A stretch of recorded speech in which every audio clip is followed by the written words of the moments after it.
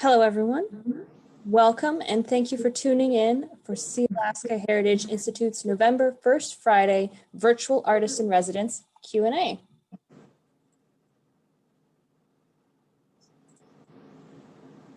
Klinga Kleinach du Schlayucha du Itzalk. My Klinga name is Cat Mother. My English name is Jay Zeller, and I work at SHI, and it is my pleasure to introduce Sondra Segundo. She is a published author, artist, and singer of the Haida language.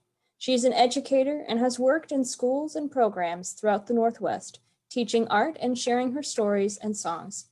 Musically, Sondra sings with tribal funk band Kuich, and she released her first album, Digu Dung E-I-U-C Guy. I butchered that. I Can Feel the Ocean in 2018, and her second album, I'm gonna butcher this again. You know what? I'm gonna skip it right now.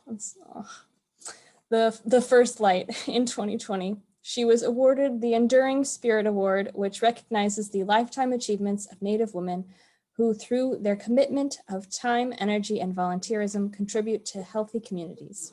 Sondra's book, Killer Whale Eyes, can be purchased in the Sealaska Heritage Store online, and all purchases support both the artist and SHI art programming that helps the community and keep our ancient art practices alive. If you have any questions, type them in the comments and I'll read them off to our guest. Sondra, thank you for joining us today. How Ajay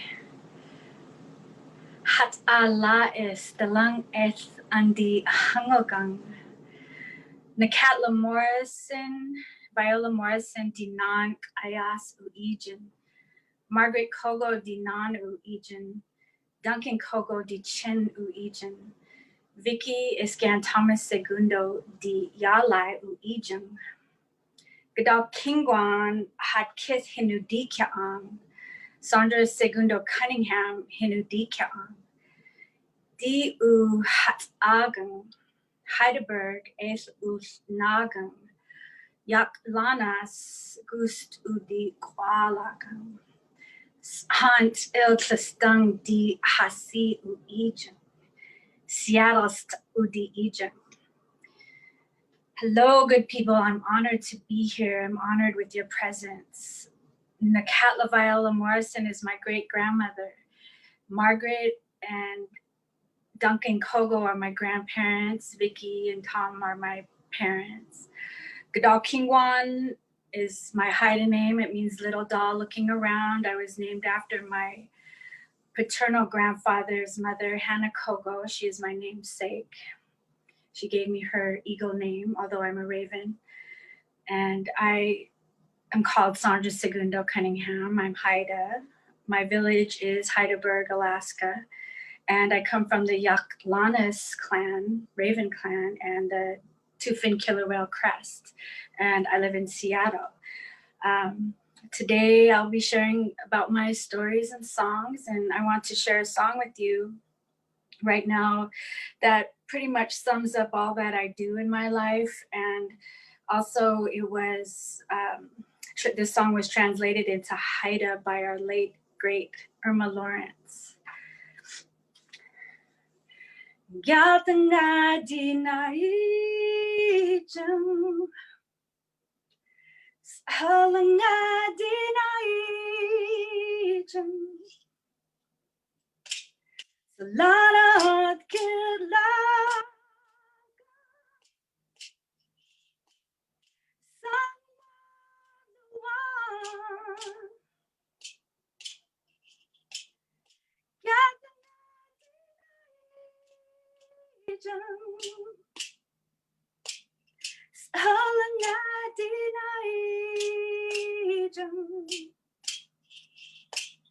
Salana and Kilagan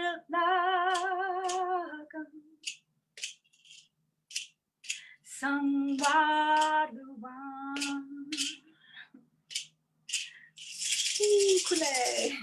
And that means this is my story, this is my song, praising Solana all the day long.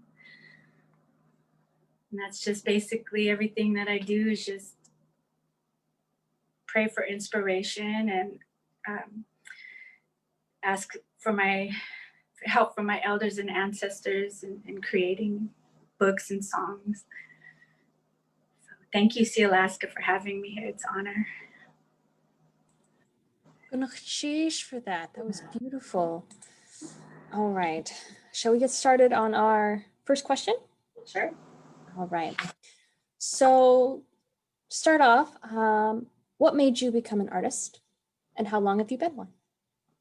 I have been doing art since I was little, singing and creating, but what really made me move into becoming a professional artist was I needed to supplement my income as an educator because I was raising 3 little ones on my own. And so that really motivated me to get out there and start selling my arts at powwows and like the Haida holiday dinner and the Tlingit and Haida culture fair, just to be able to help supplement my income. And I started with jewelry, and then I went to custom painted shoes, and then I started writing children's books and illustrating children's books.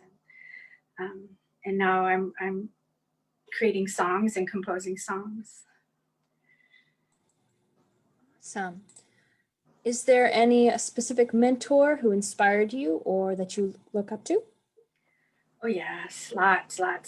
Throughout my whole life, my mom, Vicky, and my auntie Jeannie, and my grandmother, they were very influential in my life.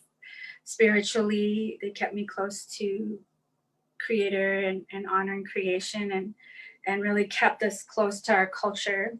Even here, down in here in Seattle, we always practiced our cultural ways. Irma Lawrence has been very influential as well in my life as a singer. I learned how to sing by listening to her, How Great Thou Art, and the Lord's Prayer, and the book that she created, and the song I sang earlier were all songs that she translated into Hatkyo. And so this is my favorite book, Sanang Iklagdaskas Halangai. And Benjamin Young, my cousin, who is a young, fluent speaker of the Haida language, he is my mentor, and he's guided me along my path as a language learner. He's told me everything that I needed to do. I just sat down with him and he was like, what do I need to do, cousin? And he just laid it out step by step what I needed to do. And that's just been huge. And to this day, he's just been so inspirational in my life. You know, he helped me with the first song for my book, Killer Whale Eyes, and both songs actually for both books. And my great grandmother, Viola Morrison, too, she was just such a powerful prayer warrior. And, you know, I have lots of cousins and family out there that can attest to her powerful spirituality and connection to the land and Creator. And most recently, I started working with Jane Kristovich, who is a local fluent speaker in the Seattle area. And she agreed to take me under her wing, and she agreed to let me be her apprentice. And so she helps me a lot with the language, and she's very inspirational and beautiful to be around. It's just such an honor to be around any fluent speaker of our beautiful languages. And Preston Singletary invited me to join his band Kuik, which really opened my world as a professional singer. And he's also, you know, pulled me to the side and helped me tweak my form line designs to make them more authentic and traditional, and showed me the difference between Tlingit and Haida and Tsimshian. And so that was huge, because I didn't even realize these little tiny tweaks here and there, you know, that I needed to do on my art. And so amongst all the other amazing artists out there.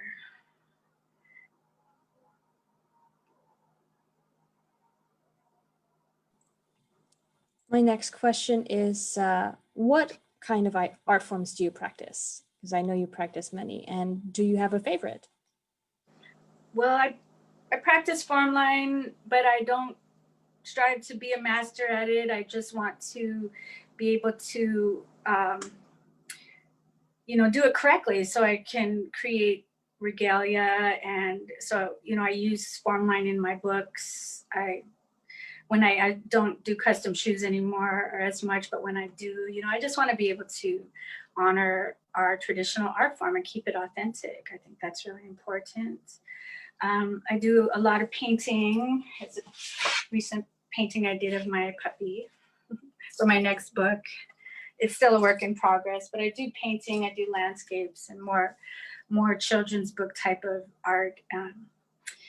And that's a lot of fun. So I do use watercolors. I'm a storyteller, which is an art. Language, I feel, is an art. I really work on the language. I also did some weaving with Lisa Telford. I weaved 3 hats and some baskets, but still a long way to go with that. But my most favorite of all is singing. I really enjoy singing. I enjoy singing in the Haida language. It just is very healing and inspiring to me. And when I quit singing for a little while, I just started getting sick in my body. And when I sing, I just feel healthy and strong. And so definitely that's the most favorite. My next question is one we got from the comments.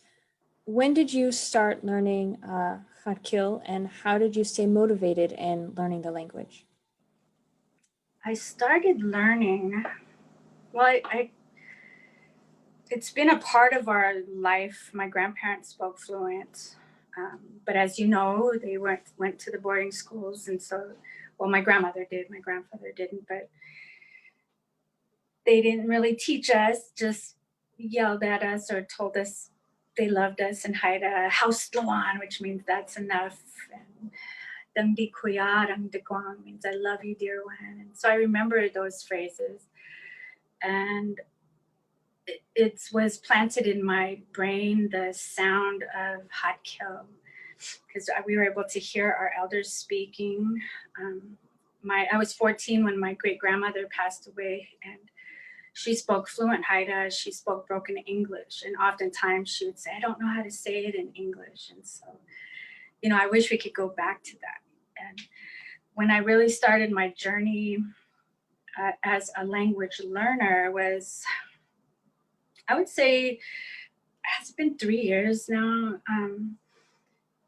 I kept crying because the thought of our language going away forever was breaking my heart. And so that's when I reached out to my cousin Ben and said, what do I need to do to learn our language and help others in our area learn the language? Because I have, lots of nieces and nephews, my own children, my granddaughter, that was the goal, was to bring the language to them. And we didn't have as many resources down here in Seattle as you have in Juneau or in the villages. And so, we were able to start a language program down here in Seattle, a nonprofit. And, once you start that process, it's a lifelong commitment. You can't just say, oh, I'm going to learn my language and then stop.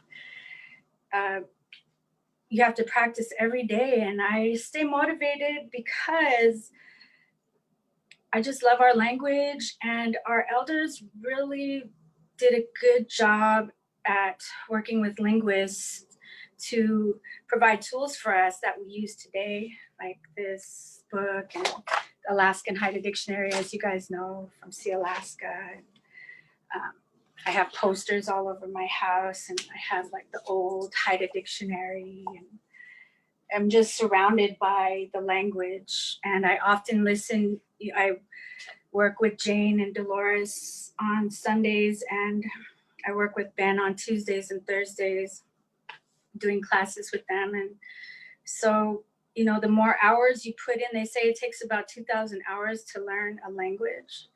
And so the more hours you can put in per week is better. And it just starts coming to you. Like when I was really discouraged at first, I would listen to people and I'm like, oh, I'll never get this. And but it's starting, you start to learn words and then you hear them being repeated over and over again and things you're like, oh my gosh, I just understood what they said. And so it slowly but surely, if you keep at it, it just starts coming to life. And our language is so beautiful and so alive and so colorful. And so it's exciting to learn.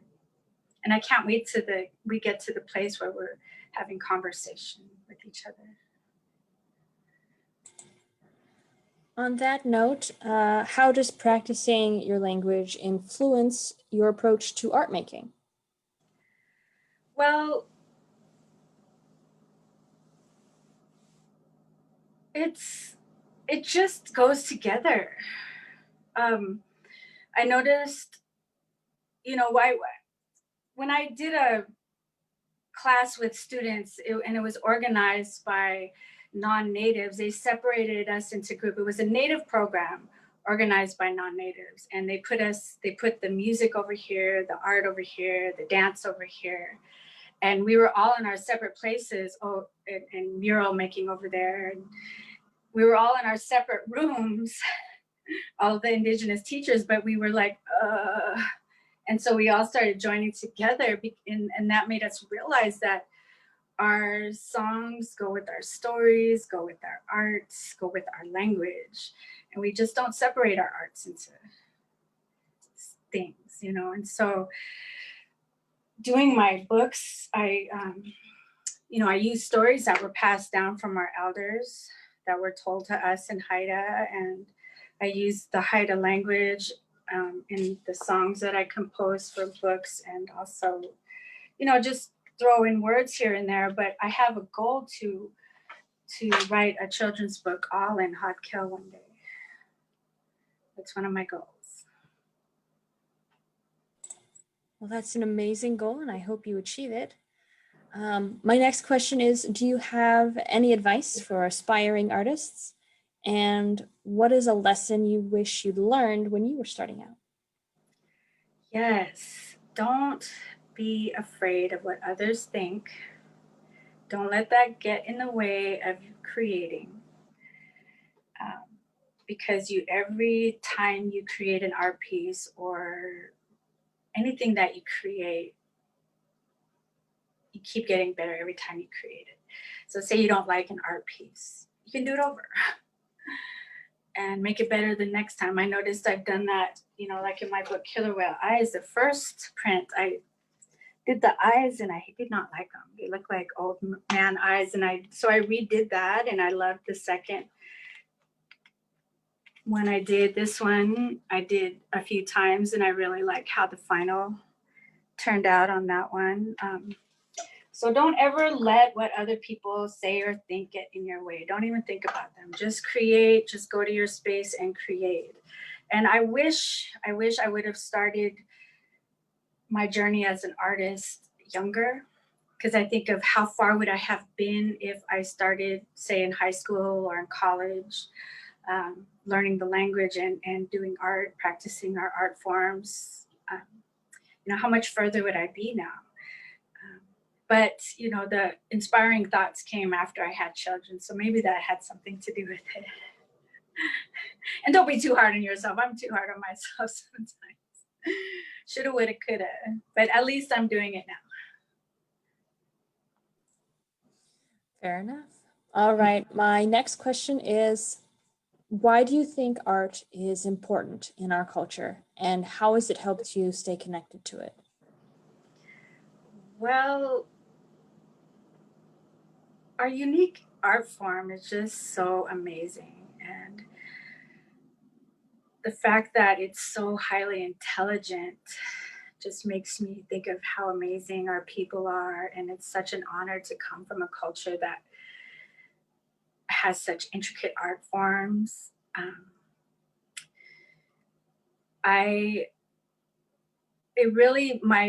Since I began my journey as an artist, I've become closer to my people, and I've become friends with other artists that I always looked up to, Robert Davidson and Preston Singletary, and they're just really kind and sharing with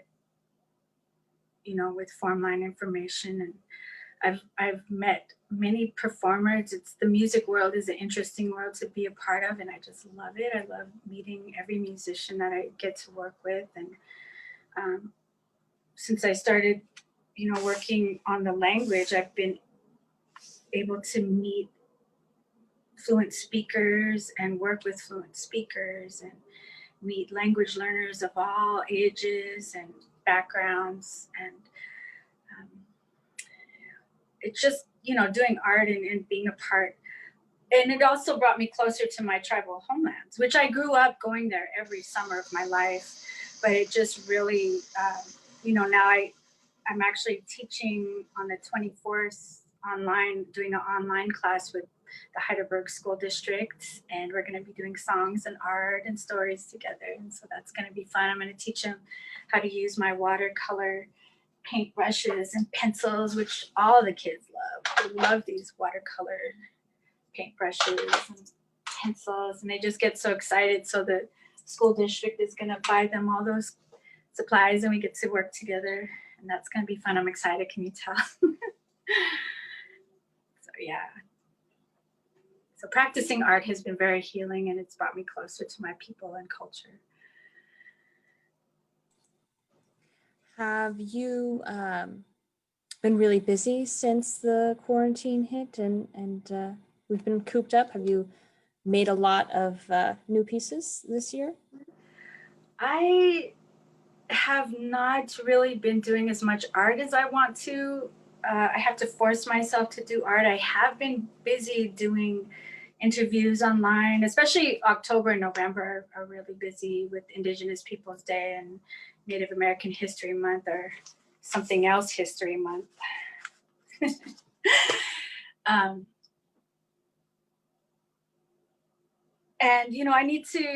I do stay busy. I'm doing a lot of work on language stuff too, where, creating a home immersion space curriculum with Rob Yates and with the Haida Roots program. And so there's a lot of different things that I'm doing, but there's days where I wake up and my calendar has nothing on it, and I'm like, I'm doing art today. And then I just sit and I do art. And it's so fulfilling, I get so excited when an art piece is finished. And it's the longest part of creating the book is doing the art for the book. So you seem like it wouldn't have it more to do, but I feel like I'm more busy now since quarantine hit. But the commute is great, I have to say. Very true. All right, if you're just tuning in now, we are talking with Haida artist and singer Sondra Segundo. If you have questions, please type them into the comments and I'll read them off. If you're interested in finding out more about Sondra's work, you can go to her website, sondrasegundo.com, or her Etsy page, haidaart.bysondra.com. You can also find some of her work at Sealaska Heritage Online Store, sealaska-heritage-store.myshopify.com.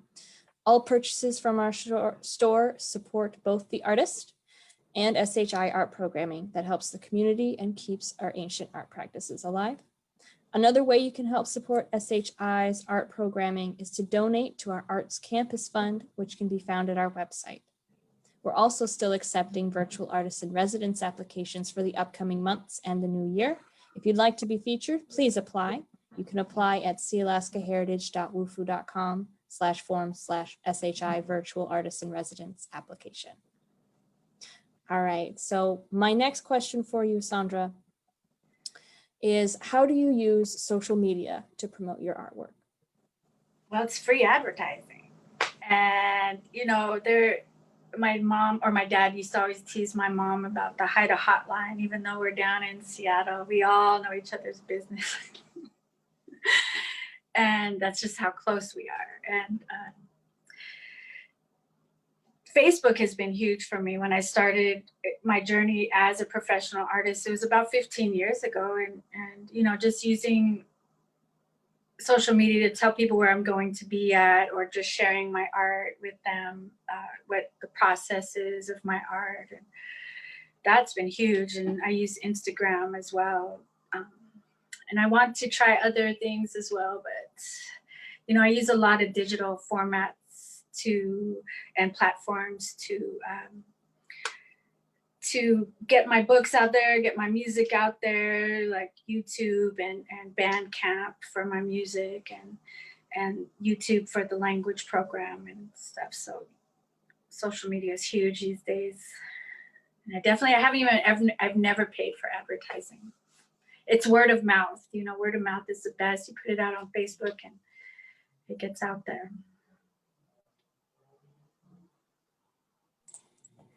We have another comment question. Is there a particular song, art piece that was monumental in your development as an artist and a singer? And what impact did it have, and why did you think it had such an impact? Okay, so my first song that I ever composed for my book, Killer Whale Eyes, it was my first ever composition, and it really helped me to learn my language. Sikai Git Udi Ijung, I'm a child of the ocean. It really just kind of, the story of my double fin killer whale crest family, it has a similar story to being a child of the ocean and becoming an orca whale. And what's really cool about this song is that since I've written it, it's been the most favorite song out there with the youth in the community. One time I went to school and shared my book, and they all started singing along with me. And my band actually did a recording of my song. I taught Northwest Girl Choir how to sing it, and they all sang with me. And so it started out, I didn't know it was gonna get like that. I just wanted it in my book to just, you never know what's going to happen with your art piece once you create it. You never know what's going to happen. And it's just amazing how far it's gone. An Oregon group sang it at Canoe Journeys at Protocol. They contacted me. They came all the way up to Seattle to powwow to ask me permission to use my song. And now I'm really good friends with one of the leaders of that group. And so it just took on a life of its own. And it's funny because the first recording I did of it wasn't even 100% correct pronunciation, but now that I've been practicing the language, it was close because my elder helped me with it, but I still struggled with pronunciations and the unique sounds.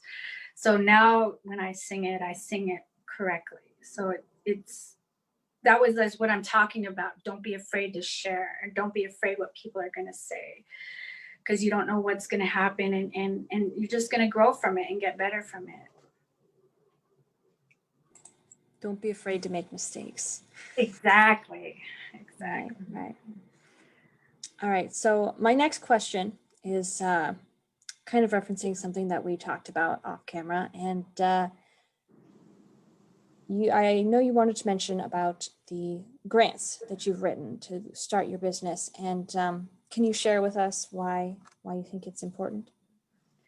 Yeah, grants are a great way to, like you said, to build a Native-owned business.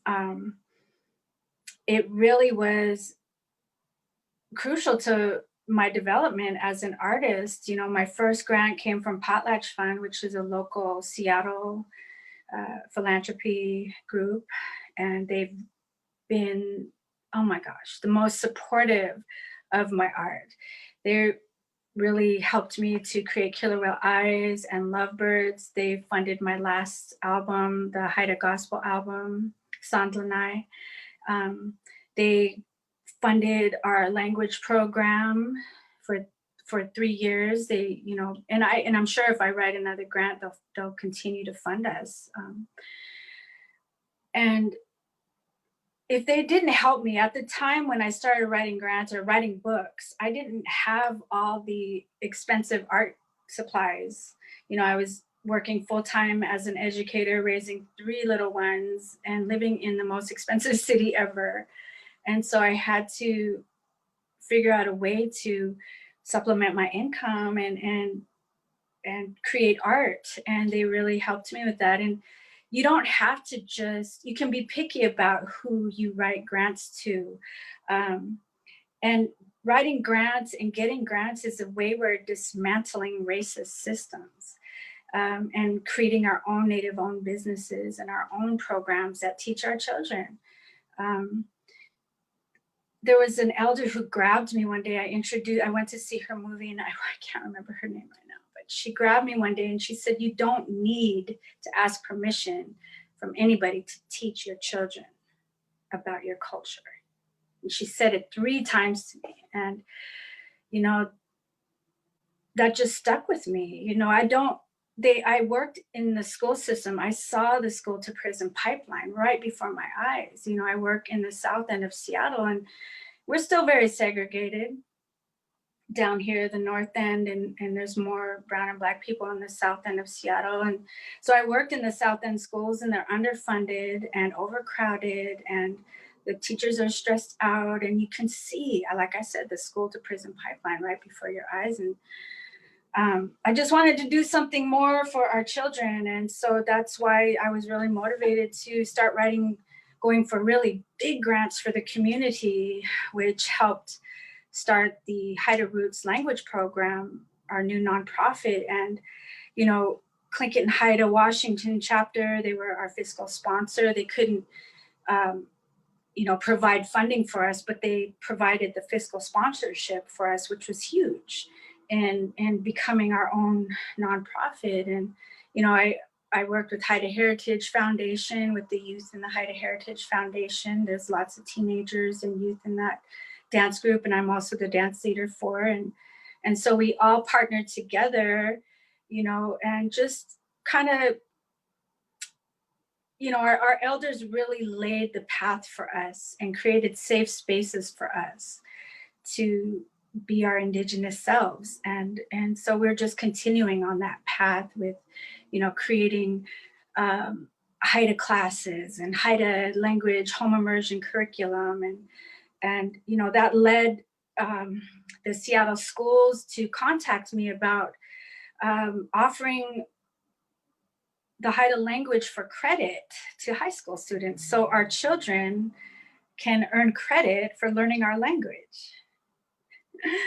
And that's huge, you know. And we've been working for a couple of years with the district and University of Washington linguists to come up with the assessments. And it's, you know, children can earn up to 4 credits learning the Haida language. And so this is how we're dismantling these racist systems out here. That's awesome. We have a question relating to that. Writing grants can be a big obstacle for many artists. Do you have any advice to someone who's facing their first grant application who has been unsuccessful in getting grants so far? Well, I've been turned down many, many, many times, and I've shed many tears. And, you know, I got used to it. Now I'm like, okay, I'm gonna try again next year. And just what somebody told me, we did a training for First Peoples Fund, who was also a huge supporter of my art. She came in, she worked for the Ford, I think she worked for the Ford company, but she was trying to teach us how to get grants from non-native groups, granting philanthropy groups. And she was saying, just talk like you're talking to somebody else, you know, just when you're doing your writing, just write it like you're speaking to your friend, and just telling them about your passions and what you want to do. And you have to be really passionate about what you want to do. It has to be organized. They like to have like clear explanation of what you want to do and where you want to go with it. And every program is different. Some people are really, really strict about budgets, and some people aren't as strict, but you have to write clear budgets.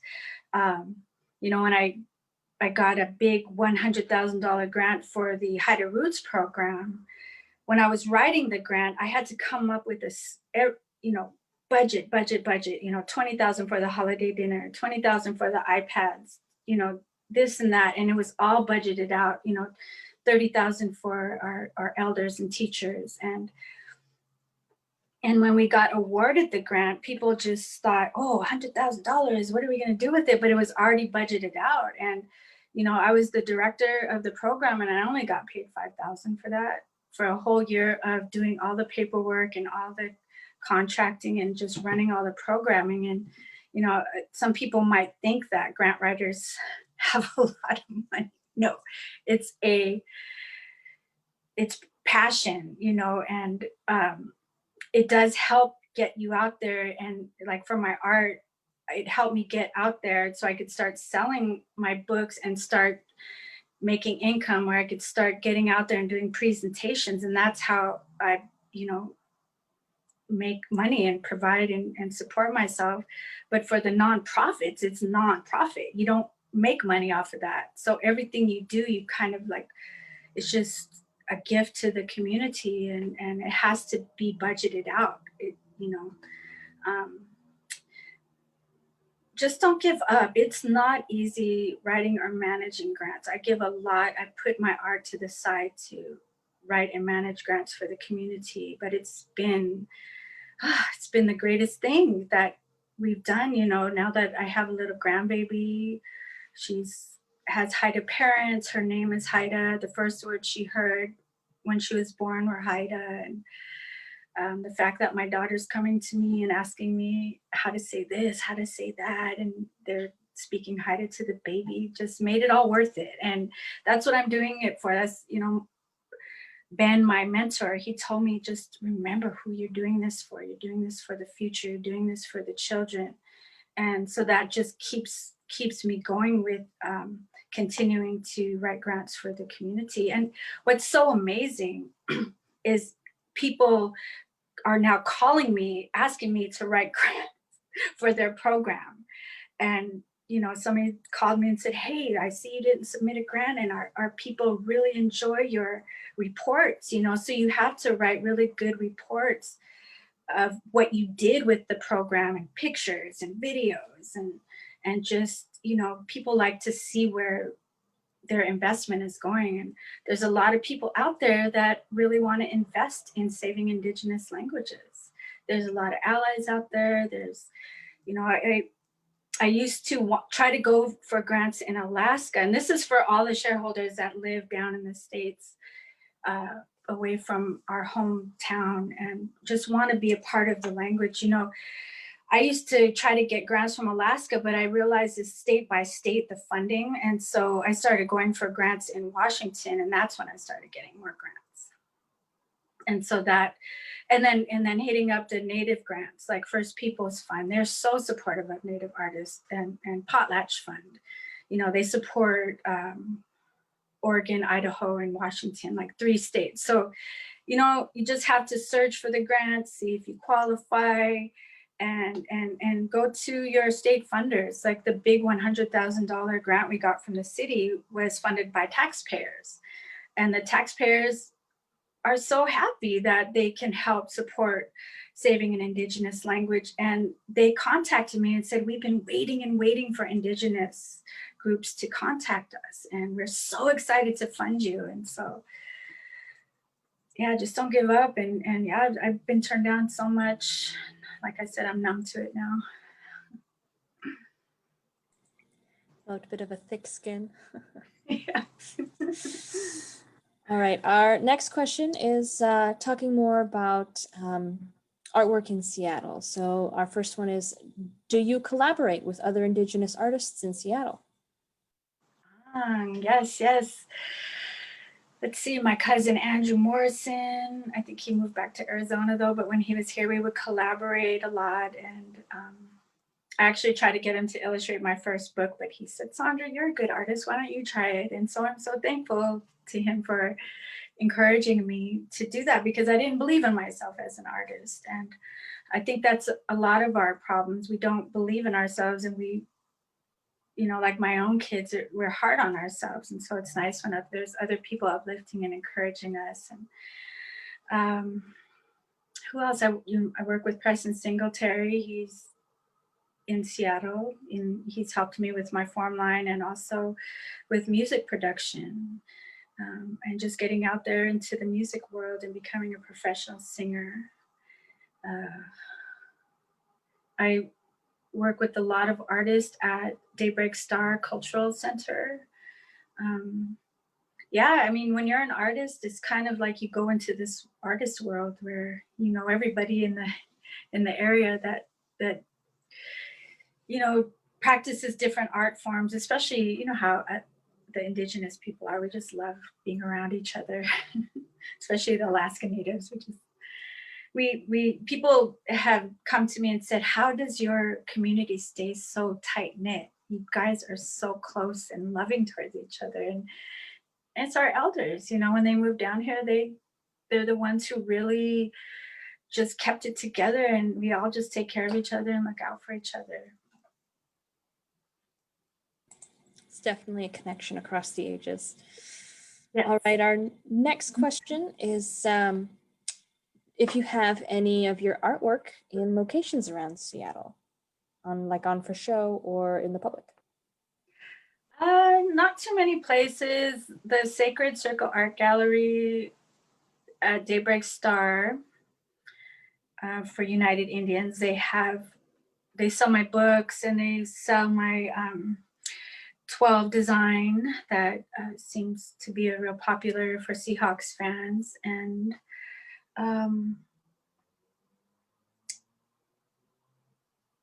Seattle Art Museum was selling my book.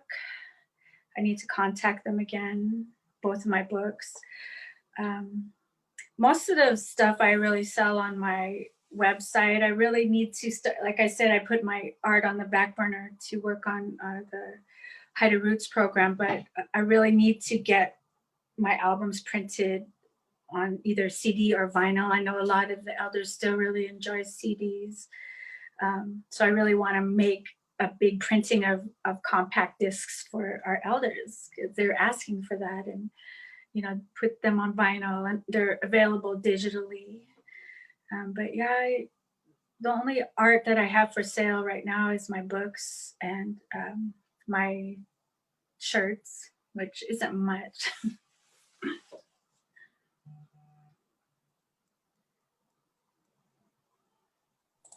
All right, our next question is someone was wondering how long you've been doing formline and if you first learned it taking a class in Alaska. And can you tell us more about when and how you learned it? I am a self-taught formline artist. When my grandparents passed away 20 years ago, we didn't realize how much of an Alaska Native connection they had down here and gave us. When you went to their house, it was filled with, it looked like an Alaska house. You know, it smelled like an Alaska house, smoked salmon and fish eggs, and the art was everywhere. We were surrounded by the art. And so when they passed away, something was missing in all of our hearts, and we joined the Haida Heritage Dance Group, and then we started making our own regalia. And so that was my first attempt at formline, which was horrible. My first attempts at formline were, I mean, they kind of looked like it. If you weren't a trained professional, you couldn't really tell, but they were not good. Now that I've been practicing it for a while now. And what I would do is like look at Robert Davidson's designs and look at Haida art, and because I really wanted to learn Haida art. So I looked at how the masters did their art, and but I would put it away so I didn't copy their work. I would look at it, but then, you know, just so I wouldn't copy. But Preston said, you know, just kind of practice and look at the other artists, how they do it, and do it like they do it. But it's okay to just, so you can get it correct. And so now I'm more careful. I know I still make a lot of mistakes. Formline art, you have to practice it for years. And it's like learning a language. It is a language. And so I know I still make mistakes just like I do in the Haida language. And like I said, I'm not aspiring to be a master at it. I just want to be able to do it correctly for my little art pieces that I do, my books and stuff. Speaking of that, is there an art medium that you haven't tried yet that you want to try? I think I do too much already. I always wanted to start my own shoe line and start designing shoes, but oh my gosh, I just can't even, my brain can't even process that right now.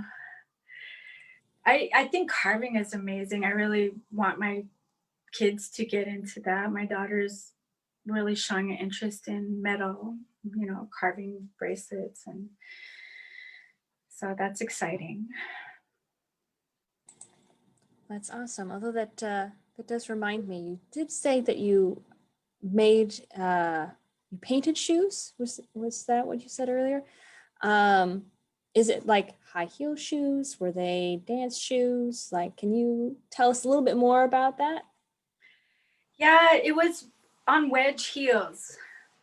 The first time I painted on heels for myself, I wore them to a local powwow, and I don't know, I was in the bathroom, and the woman in the stall next to me was like, "Oh my God, can I buy your shoes? I'll give you $100."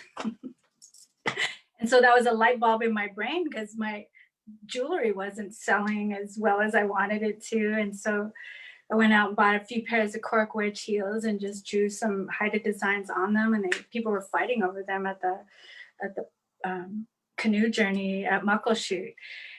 They were hosting that year. And so, I just would go to like Nordstrom's rack and buy some cork wedges on sale and just started painting on shoes a lot. And then it went to more sneakers and tennis shoes and stuff like that, and boots. And I did that for years. I did, when I was bending, and then I started doing shirts and stuff like that. Later, more retail. But the cork wedge heels were a big hit, and other natives in the area started also doing custom shoes as well. And so it started becoming a thing for a little bit there. But we both, we just kind of started going away from that into different areas.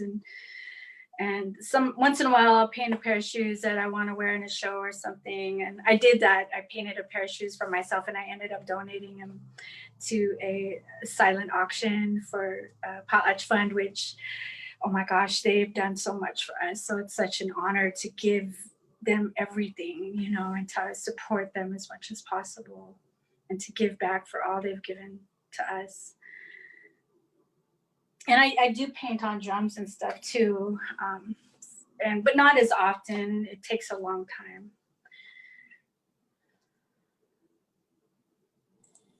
Well, if you ever get back into it, let me know, because I will be your first customer in line.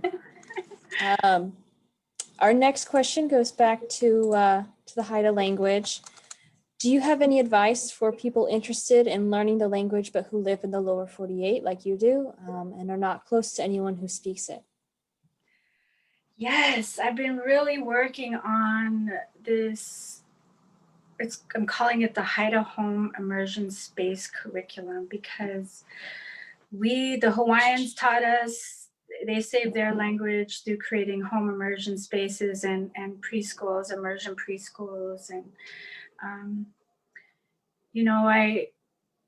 so in the curriculum, I have 11 by 17 posters with phrases on them, or conversational Haida that, has art on it and is pretty. So you'd want to hang it in your house. Like my idea, and the way I create things is what I feel will help me as a language learner. And then I'm like, I want to share this.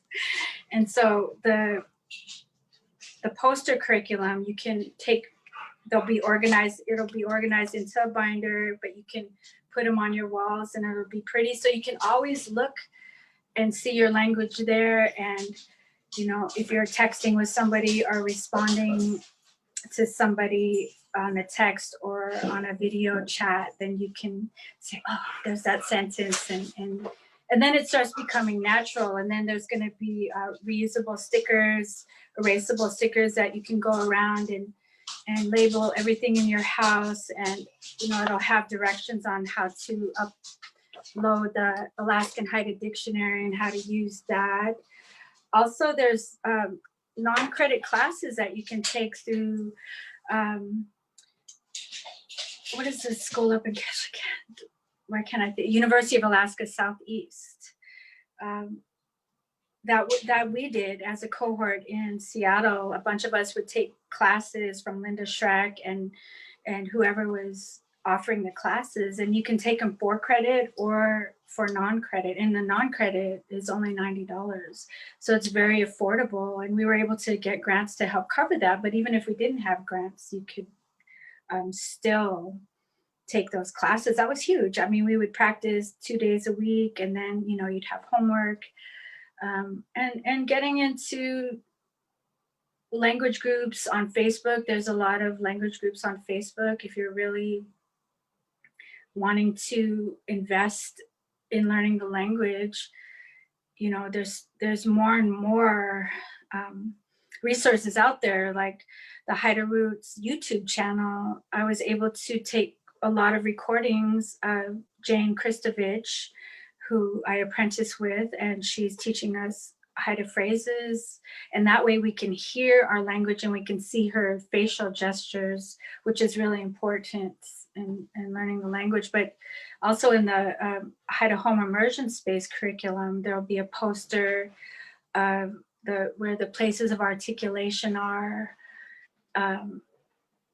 for each unique sound. It'll have an alphabet, and it'll have the unique sound alphabet and the vowels. And so it's something that you could reference often. And I was just thinking, you know, as we're far away from our home, we should still be learning our language. And, you know, you learn about the Indian Relocation Act of 1956, where they moved a bunch of us all over the place, and that's why we're all spread out. But because of technology and the internet, you know, we can start joining together and learning our language again. And also just being able to create these home immersion spaces, I think would be really huge. So I've been working on that curriculum with Rob Yates for, wow, it's been like a year now. And I need a grant so I can do a big printing, and then I'll be able to, I'll give it out, like it's nonprofit. So I'm gonna give it out to whoever's interested in learning the Haida language, whoever's invested in learning it. All right, we're almost out of time here, so I'm going to say this is our last question, unless we get any more questions in the comments. What is your most recent project? Well, what I just explained with the Haida Home Immersion Space curriculum, and also building the assessment with the Seattle schools, that's been a huge project. And I'm working on my next book, Kundlan, the wolf pup with moonlight in her eyes.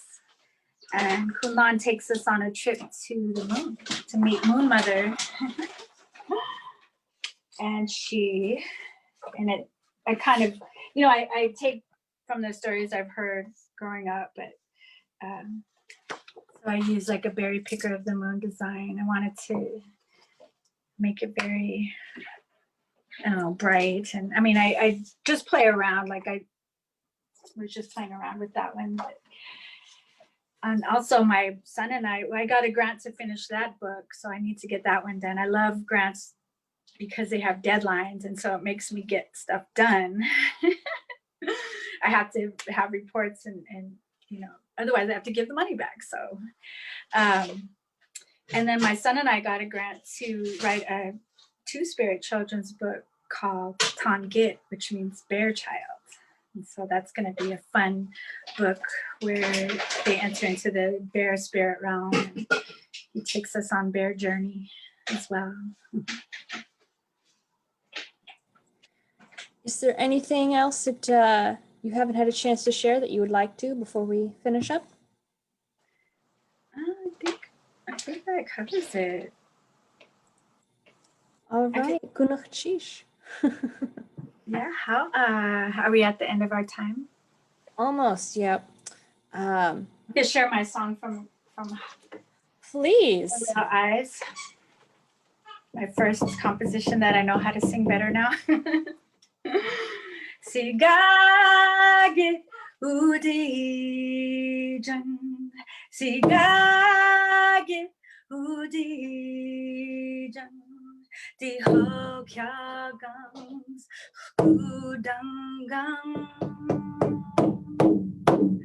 Sigage udijan, sigage udijan, sihanaya, sihanga di hokyagangang.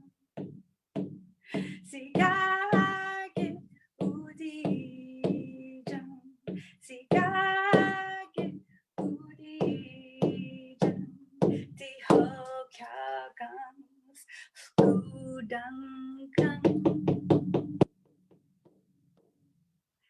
Sigage udijan.